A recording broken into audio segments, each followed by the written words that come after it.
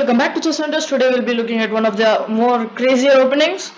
Like the last time we saw the freak attack. If you missed the freak attack, you can click the I button above in the video and see the freak attack too. So today we'll be looking at one of the craziest openings again, and this time we're going to be looking at one of my own personal games. So today we'll be looking at the Northern Gambit. The Northern Gambit starts with E4, E5, D4, and he takes, and then he sacrifices one more pawn using c3.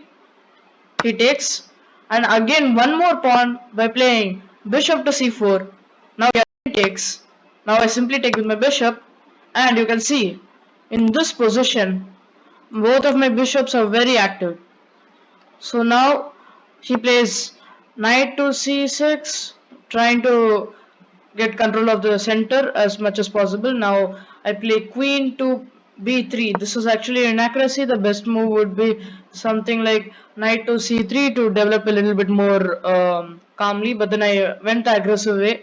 Now my opponent gives check. Here I played knight to d2, but then actually the best move was king to f1, because you're keeping a king more safe, and now the position is open, so keeping the king safe is more important.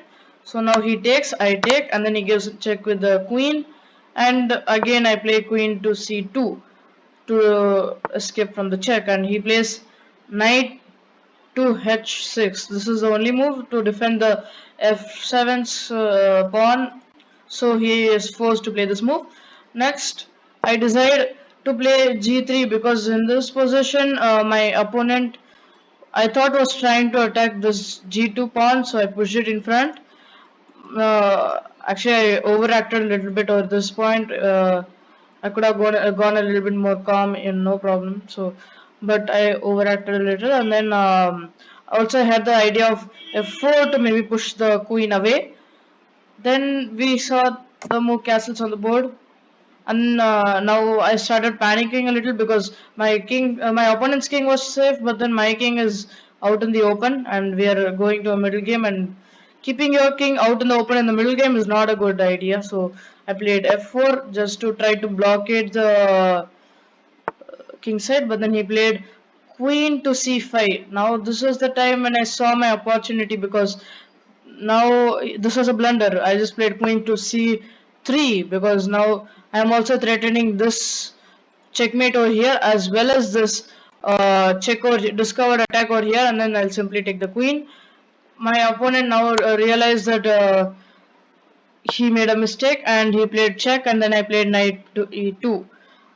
Now he played knight to d4. That was only way to prevent the checkmate, as so I played takes, he played takes, I took, and now I was already in advantage, but he had more pawns than me, so I had to be a little careful and try to get as much advantage in the middle game, because in the end game pawns are more destructive than the minor pieces. So now he thought of marching into my area, so I played h3, trying to do a pawn push and try to attack the king, which later succeeded but because of his blunder.